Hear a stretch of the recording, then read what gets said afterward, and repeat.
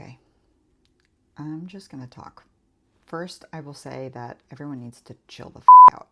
The bickering between folks who were at one point seemingly solid allies is exactly what this election cycle strives to do every 4 years, and we have to recognize that. And it seems helpful in this moment to remind you all that right now, while we're at each other about whose rights deserve to be protected and who cares more or less about a group of marginalized people, people are dying.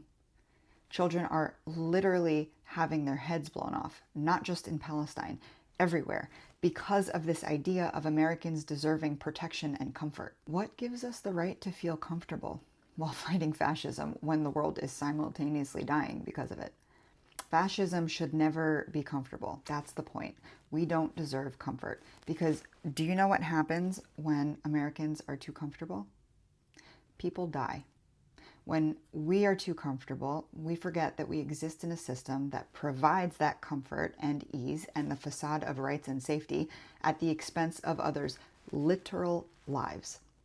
American politics touch every part of this world, and we need to understand that when we vote. Part of being an ally to Black lives is recognizing that the same system that protects some of us, the police, kills Black life, and that there is no fixing a killing machine. You have to abolish it. So part of the intersectionality of the idea of collective liberation is recognizing that the same system that might protect you, it won't, is killing others and deciding that you won't accept it, that you cannot fix it. And so the goal is to destroy the systems of oppression and build new ones that include everyone's safety and protection. This idea that we vote for a lesser evil, which does not exist, evil is evil, and we all need to get on board with that, to then be able to fix the broken system is a lie. Partly because the system is not broken, it's working quite perfectly, actually, seeing as how so many of us throughout the concept of collective liberation, the moment white supremacy slapped a brown and black face onto its frontman. But even if it was broken, we're not trying to fix the system. We're trying to break it and burn it down because we want a new system. We deserve a new system. Because a system that only protects some will never protect everyone, ever. We and the rest of this world affected by American politics deserve a new system. Why can't you believe that? We all hate the two-party system. We acknowledge that we're trapped. Okay, so if you hate the two-party system, why the do you keep voting into it? And I see a lot of people who are throwing around the word privilege right now, that choosing not to cower to the binary political system is a privilege.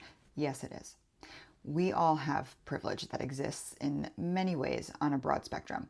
We are all in a place of privilege to be in a position where we can choose to only vote for ourselves and our rights, which again, we have lost so many under both parties and will lose so many more under both of them, thinking that the world will eventually be better because once again, Americans have been tricked into thinking that we've protected ourselves. There is so much more to say about how many rights we've lost under both red and blue, about how many bombs have been dropped under blue administrations versus red ones, about how much more dangerous life is because of this binary system.